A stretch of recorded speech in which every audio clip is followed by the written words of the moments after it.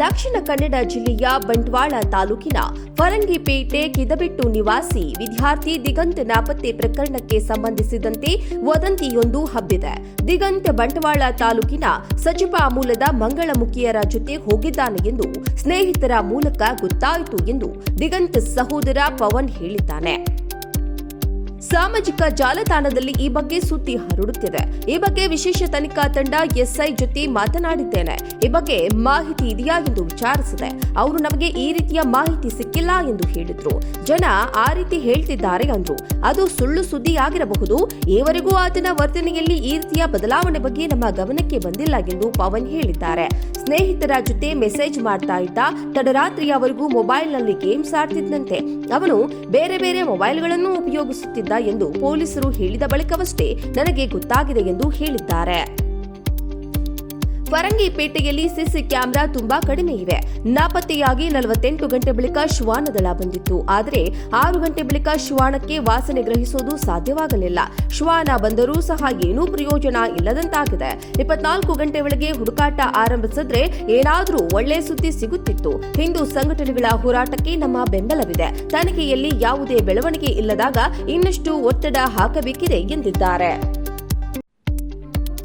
ದಕ್ಷಿಣ ಕನ್ನಡ ಜಿಲ್ಲೆಯ ಬಂಟ್ವಾಳ ತಾಲೂಕಿನ ಫರಂಗಿಪೇಟೆ ಕಿದಬೆಟ್ಟು ನಿವಾಸಿ ವಿದ್ಯಾರ್ಥಿ ದಿಗಂತ್ ನಾಪತ್ತೆ ಪ್ರಕರಣಕ್ಕೆ ಸಂಬಂಧಿಸಿದಂತೆ ವದಂತಿಯೊಂದು ಹಬ್ಬಿದೆ. ದಿಗಂತ್ ಬಂಟ್ವಾಳ ತಾಲೂಕಿನ ಸಜಿಪಾ ಮೂಲದ ಮಂಗಳಮುಖಿಯರ ಜೊತೆ ಹೋಗಿದ್ದಾನೆ ಎಂದು ಸ್ನೇಹಿತರ ಮೂಲಕ ಗೊತ್ತಾಯಿತು ಎಂದು ದಿಗಂತ್ ಸಹೋದರ ಪವನ್ ಹೇಳಿದ್ದಾನೆ. ಸಾಮಾಜಿಕ ಜಾಲತಾಣದಲ್ಲಿ ಈ ಬಗ್ಗೆ ಸುದ್ದಿ ಹರಡುತ್ತಿದೆ. ಈ ಬಗ್ಗೆ ವಿಶೇಷ ತನಿಖಾ ತಂಡ ಎಸ್ಐ ಜೊತೆ ಮಾತನಾಡಿದ್ದೇನೆ. ಈ ಬಗ್ಗೆ ಮಾಹಿತಿ ಇದೆಯಾ ಎಂದು ವಿಚಾರಿಸಿದೆ. ಅವರು ನಮಗೆ ಈ ರೀತಿಯ ಮಾಹಿತಿ ಸಿಕ್ಕಿಲ್ಲ ಎಂದು ಹೇಳಿದ್ರು. ಜನ ಆ ರೀತಿ ಹೇಳ್ತಿದ್ದಾರೆ ಅಂದ್ರು. ಅದು ಸುಳ್ಳು ಸುದ್ದಿ ಆಗಿರಬಹುದು. ಈವರೆಗೂ ಆತನ ವರ್ತನೆಯಲ್ಲಿ ಈ ರೀತಿಯ ಬದಲಾವಣೆ ಬಗ್ಗೆ ನಮ್ಮ ಗಮನಕ್ಕೆ ಬಂದಿಲ್ಲ ಎಂದು ಪವನ್ ಹೇಳಿದ್ದಾರೆ. ಸ್ನೇಹಿತರ ಜೊತೆ ಮೆಸೇಜ್ ಮಾಡ್ತಾ ಇದ್ದ. ತಡರಾತ್ರಿಯವರೆಗೂ ಮೊಬೈಲ್ನಲ್ಲಿ ಗೇಮ್ಸ್ ಆಡ್ತಿದ್ದಂತೆ. ಅವನು ಬೇರೆ ಬೇರೆ ಮೊಬೈಲ್ಗಳನ್ನು ಉಪಯೋಗಿಸುತ್ತಿದ್ದ ಎಂದು ಪೊಲೀಸರು ಹೇಳಿದ ಬಳಿಕವಷ್ಟೇ ನನಗೆ ಗೊತ್ತಾಗಿದೆ ಎಂದು ಹೇಳಿದ್ದಾರೆ. ಫರಂಗಿಪೇಟೆಯಲ್ಲಿ ಸಿಸಿ ಕ್ಯಾಮೆರಾ ತುಂಬಾ ಕಡಿಮೆ ಇವೆ. ನಾಪತ್ತೆಯಾಗಿ 48 ಗಂಟೆ ಬಳಿಕ ಶ್ವಾನದಳ ಬಂದಿತ್ತು. ಆದರೆ 6 ಗಂಟೆ ಬಳಿಕ ಶ್ವಾನಕ್ಕೆ ವಾಸನೆ ಗ್ರಹಿಸೋದು ಸಾಧ್ಯವಾಗಲಿಲ್ಲ. ಶ್ವಾನ ಬಂದರೂ ಸಹ ಏನೂ ಪ್ರಯೋಜನ ಇಲ್ಲದಂತಾಗಿದೆ. 24 ಗಂಟೆ ಒಳಗೆ ಹುಡುಕಾಟ ಆರಂಭಿಸಿದ್ರೆ ಏನಾದರೂ ಒಳ್ಳೆ ಸುದ್ದಿ ಸಿಗುತ್ತಿತ್ತು. ಹಿಂದೂ ಸಂಘಟನೆಗಳ ಹೋರಾಟಕ್ಕೆ ನಮ್ಮ ಬೆಂಬಲವಿದೆ. ತನಿಖೆಯಲ್ಲಿ ಯಾವುದೇ ಬೆಳವಣಿಗೆ ಇಲ್ಲದಾಗ ಇನ್ನಷ್ಟು ಒತ್ತಡ ಹಾಕಬೇಕಿದೆ ಎಂದಿದ್ದಾರೆ.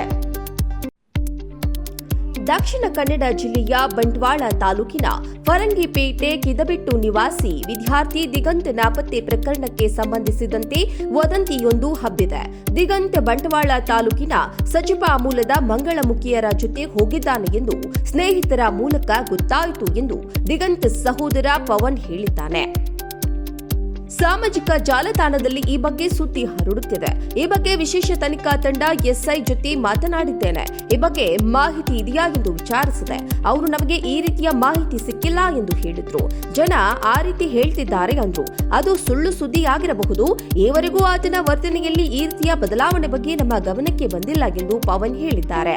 ಸ್ನೇಹಿತರ ಜೊತೆ ಮೆಸೇಜ್ ಮಾಡ್ತಾ ಇದ್ದ. ತಡರಾತ್ರಿಯವರೆಗೂ ಮೊಬೈಲ್ನಲ್ಲಿ ಗೇಮ್ಸ್ ಆಡ್ತಿದ್ದಂತೆ.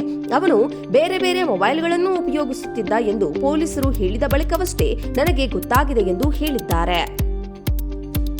ಫರಂಗಿಪೇಟೆಯಲ್ಲಿ ಸಿಸಿ ಕ್ಯಾಮೆರಾ ತುಂಬಾ ಕಡಿಮೆ ಇವೆ. ನಾಪತ್ತೆಯಾಗಿ 48 ಗಂಟೆ ಬಳಿಕ ಶ್ವಾನದಳ ಬಂದಿತ್ತು. ಆದರೆ 6 ಗಂಟೆ ಬಳಿಕ ಶ್ವಾನಕ್ಕೆ ವಾಸನೆ ಗ್ರಹಿಸೋದು ಸಾಧ್ಯವಾಗಲಿಲ್ಲ. ಶ್ವಾನ ಬಂದರೂ ಸಹ ಏನೂ ಪ್ರಯೋಜನ ಇಲ್ಲದಂತಾಗಿದೆ. 24 ಗಂಟೆ ಒಳಗೆ ಹುಡುಕಾಟ ಆರಂಭಿಸಿದ್ರೆ ಏನಾದರೂ ಒಳ್ಳೆ ಸುದ್ದಿ ಸಿಗುತ್ತಿತ್ತು. ಹಿಂದೂ ಸಂಘಟನೆಗಳ ಹೋರಾಟಕ್ಕೆ ನಮ್ಮ ಬೆಂಬಲವಿದೆ. ತನಿಖೆಯಲ್ಲಿ ಯಾವುದೇ ಬೆಳವಣಿಗೆ ಇಲ್ಲದಾಗ ಇನ್ನಷ್ಟು ಒತ್ತಡ ಹಾಕಬೇಕಿದೆ ಎಂದಿದ್ದಾರೆ.